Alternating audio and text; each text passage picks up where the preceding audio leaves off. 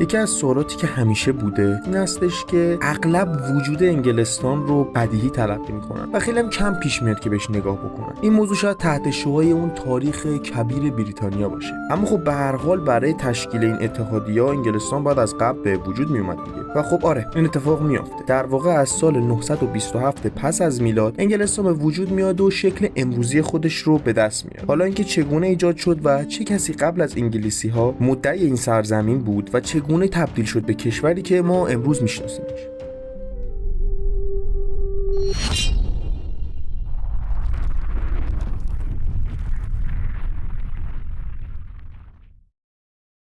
همینطور که امپراتوری روم شروع به محو شدن از جزایر بریتانیا کرد، منطقه انگلستان امروزی شروع کرد به فعالیت. در همون زمان بود که موجی از مهاجرت قبایل ژرمن آنگلو ساکسون اتفاق افتاد. به گفته برخی از مورخان پس از خروج رومی‌ها، بریتانیای بومی مورد حمله پیکتا و اسکاتلندی‌های مجاور قرار گرفتند و متعاقباً از برخی از آنگلو ساکسون‌ها استقبال کردند با امید اینکه مهاجما رو بتونن بیرون کنن. مردم ژرمن توی اخراج کردن و بیرون کردن اسکاتلندیا و پیکتا موفق بودند، اما بعد از این ماجرا رو آوردن به بیرون کردن خود بومی‌های انگلستان و توی آغاز قرن هفتم اقتدار خودشون رو تونستن تثبیت کنن. بعد از این جریان حاکمای جدید آنگلوساکسون‌ها یعنی پادشاهی اسکس، کنت، ساسکس، مرسیا، انگلیای شرقی، شمال آمبریا و وسکس رو در سرزمین اصلی بریتانیا مستقر کردن. کمترین گزارشی از اتفاقات چند قرن بعدی در سراسر این پادشاهی‌ها وجود داره، اما میدونیم که طول نمی‌کشه که آنگلوساکسون‌ها با مهاجمان خودشون روبرو میشن. در سال 793 یک ارتش وایکینگ در صومعه لیندسفارن فرود میاد و به اینا حمله میکنه و خب به ساختمان‌های مقدسشون هم یورش میبره. خشونت و بی‌احترامی که اونا به آنگلوساکسون‌ها میکردن اونا رو متحیر کرد که آنگلوساکسون‌ها برای این خشونت و این سبک حمله وایکینگ‌ها آماده نبودن و اصلا انتظارش هم نداشتن.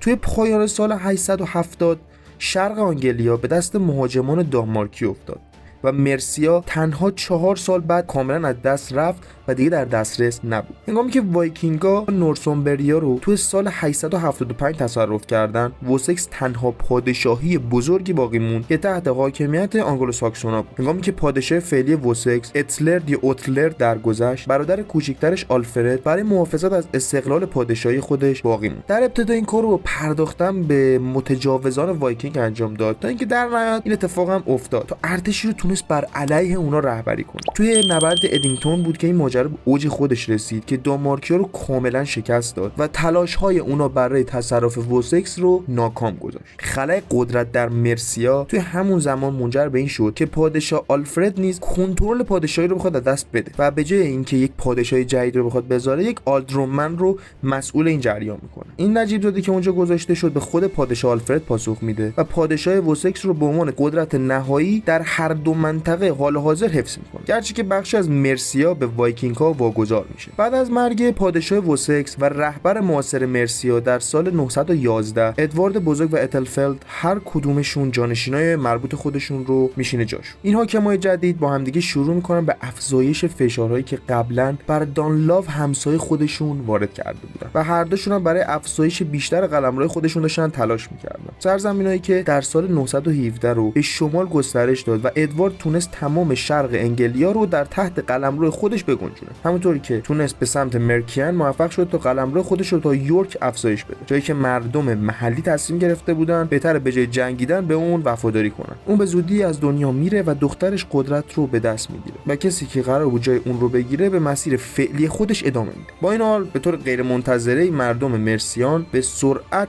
رهبر جدید خودشون رو برکنار میکنن و به طور تصادفی فرصت عالی رو برای پادشاه ادوارد از وسکس ایجاد میکنن تا مدتی بعد تمام مرسیا رو تصرف کنن. در سال 918 آنگلوساکسون‌ها بیشتر ادامه میدن و به آرامی دانلو به قلمرو و سرزمین‌های بیشتری رو برای خودشون به دست میارن تا زمان مرگ ادوارد در سال 924 که همسایگان تازه‌ای رو به دست میارن برای آنگلوساکسون‌ها. همگی میان با این پادشاه بیعت میکنن و این هم آنگلوساکسون‌ها رو در موقعیت مطمئنی قرار میده، چون که پسر شاه ادوارد ایتلستان پادشاهی رو به دست میگیره. توی همین زمان بود که خواهر ایتلستان با حاکم محلی وایکینگا سیتریک که هنوز نورسمبریا رو تحت کنترل خودش داشت ازدواج میکنه. این جریان که ازدواج کردن باعث پیوند و قوی‌تر شدن خانواده ها و یه جوری به دست آوردن صلح رو سبب میشد خیلی زیاد بود. در کل برهه تاریخ میتونیم ما ببینیم همچین جریانی. ایتلستان راهپیمایی میکنه و سرانجام میتونه پادشاه یورک رو با مرگ شوهر خواهر زیر تاج خودش در بیاره و پادشاهی اون رو به بخش از پادشاهی خودش متصل کنه. این زمان عموما زمانیه که اکثر مورخان پادشاه انگلستان رو ایجاد شده میدونن. اما خب وضعیت دقیقاً چندان ساده نبوده. ایتلستان تلاش خودش رو برای گسترش پادشاهی خودش بیخیال نشد و هر چقدر هم که گذشت سعی کرد که بیشتر و بیشتر اینو گسترشش بده. تو این مرحله اومد پادشاه انگلیسی ها نامیدنش و هنوزم کاملا اون چیزی نبودش که امروز به عنوان انگلستان ما میشناسیمش. تو سال 937 ایتلستان تصمیم گرفتش که با حمله به اسکاتلند فرصتی بده تا ببینن آیا اونا میتونن حتی بیشتر از این قدرت رو هم به دست بیارن یا نه. پادشاهی اسکاتلند یا همونجور که تو اون زمان آلبا شناخته میشد در برابر انگلیسی‌ها در وضعیت نامساعدی قرار گرفت و به همین دلیل از سایر کشورهای مستقر باقی مونده درخواست کمک کرد. این هم باعث اتحادی بین کنستانتین دوم پادشاه آلبا و اولاف گوثفرید پسر پادشاه دوبلین و اوین پادشاه استریت کلاید شد. با پادشاه اولاف اتحاد در نبرد تماشایی برنانبوره با انگلیسی‌ها روبرو شدند. گرچه دقیقاً مشخص نیست که این نبرد توی کجا رخ داده، اما مسلمه که این اتحاد توسط مهاجمان انگلیسی به شدت در هم شکست. تلفات هر دو طرف بسیار فاجعه بار بود، اما ایتلستان و انگلیسی‌ها بدون شک پیروز بودند. بسیاری بر این باورن که تو این درگیری ممکنه واقعاً وحدت انگلیس رو تحکیم کنه و حس جدیدی از ملیگرایی و غرور بین مردم انگلیس برانگیزه. با این وجود این امر منجر به ادغام پادشاهی آلبا و استرات کلاید در پادشاهی انگلستان نشد، چون که هر دوشون مستقل موندن. از سوی دیگه انگلستان باید توانایی‌های خودش رو برای انجام این کارا تثبیت کنه و ثابت کنه خودشون. وایکینگ‌ها گرچه موقتاً شکست خورده بودند، در پایان قرن دهم به پادشاهی جوان برگشتند. بعد از مرگ اتلستان در سال 939 پادشاه از پیش شکست خورده دوبلین که فرمانروای وایکینگ‌ها بود، فوراً اومد از این بی‌ثباتی انگلستان استفاده کرد، در حالی که برادر ناتنی پادشاه اتلستان یعنی ادموند قلمرو انگلیس رو به دست گرفته بود. پادشاه اولاف برای تسخیر برخی از سرزمین‌هایی که اون زمان در دست وایکینگ‌ها بود، اومد تلاش کرد و تسخیرش کرد. یورک به سرعت دستگیر شد و بخش بزرگی از اون چه که قبلا نورسمبریا و مرسیا بود رو گرفته بود، چون که توی اون زمان انگلیسی‌ها برای پذیرش این الحاق مسلح شده بودن. از قضا زمانی که اولاف در سال 941 از دنیا میره و پسرعموی اون با همین نام در حال انتقال به تاج و تخت به عنوان جانشین اون، همون زمان بودش که ادموند انگلیسی از این فرصت استفاده کرد از وایکینگ‌ها برای تهاجم. سال بعدش این بخش از زمین توسط انگلیسی‌ها ضمیمه شده بود و باز پس گرفته شده و تنها در 2 سال دیگه وایکینگ‌ها به طور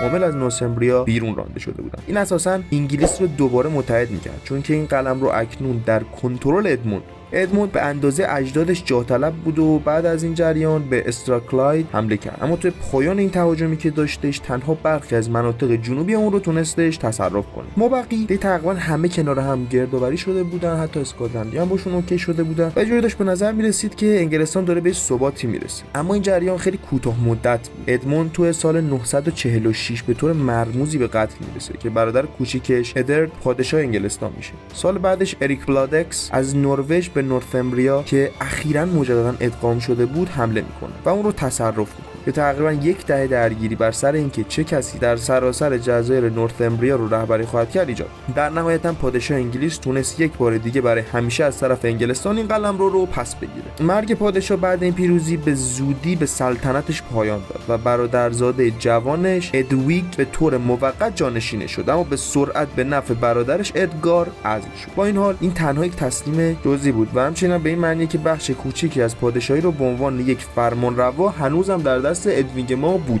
2 سال بعد از این جریان ادوینگ از دنیا میره و ادگار به سادگی کل انگلستان رو تحت اختیار خودش در میاره. تحت سلطنت شاه ادگار معروف ادگار صلحجو سرانجام میتونستن پایه‌های واقعی پادشاهی انگلیس رو ایجاد کنن. اصلاحات زیادی رو به تصویب رسون و تعداد زیادی دانلو از سیستم‌های قوانینی که بودش رو به وجود آورد. تنها دلیلی هم که داشت این کارو میکرد به امید این بودش که بتونه جلوگیری کنه از هر چی نارضایتیه و بخش دانمارکی که از جمعیت بودن اصولاً مورد حمایت قرار می‌گرفتن. صلح، وحدت و نظم ستونای تقریبا بودن که 2 دهه سلطنت ادگار رو تونستن حفظ کنن و این کار به استحکام کامل اتحاد پادشاهی جوان انگلستان کمک کرد. شکل‌گیری نهایی انگلیس فرآیند طولانی و متزلزل بود. از مهاجرت اولیه آنگلوساکسون‌ها به این منطقه تا تأسیس اولین پادشاهی اونها، تا تهاجم و حکومت وایکینگ‌ها، تا زمانی که آنگلوساکسون‌ها شروع به تصرف قلمرو کردن، تصوری از انگلستان امروزی تازه داره دیده میشه. بعد از این جریان سری تسخیر، تسخیر مجدد و غیره و سرانجام آنگلوساکسون‌ها پادشاهی موجود در سراسر انگلستان رو متحد کردند. از اونجا این موضوع صرفاً ایجاد یک مرزهای مستحکم و حفظ قلمرو تصرف شده اونها به منظور حفظ پادشاهی خودشون از نظر فیزیکی استوار بود. در نهایت هم تحت حاکمیت ادگار صلح آمیز پیش رفت و ساختن قوانین و ساختارهای اساسی چیزی بودش که ما اکنون از پادشاهی انگلستان میدونیم.